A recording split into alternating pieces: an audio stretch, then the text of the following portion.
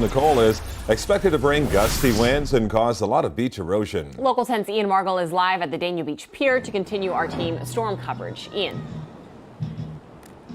And the winds have been a little bit gusty today out here on the beaches, but most of the people we've spoken with have said they're not overly concerned at this point.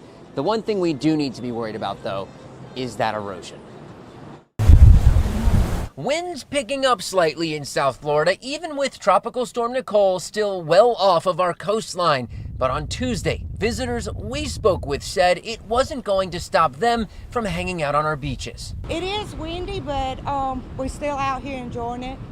We got to live today and minute by minute. One issue we do need to be wary of is erosion, as our shoreline is expected to be pounded by 5 to 10 foot waves for days. Those large breaking waves at the coast expected to cause some issues here for us in terms of the beach erosion, spotty beach erosion, and then coastal flooding. We probably will see minor to moderate coastal flooding here in Miami-Dade and especially into Broward counties during the times of high tide.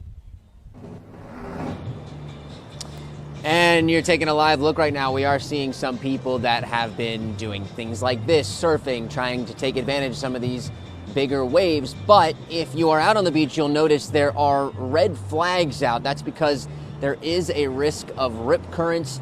So the experts are saying just stay out of the water through the rest of the week. Live on Dania Beach, I'm Ian Margall, Local 10 News. Ian, thank you.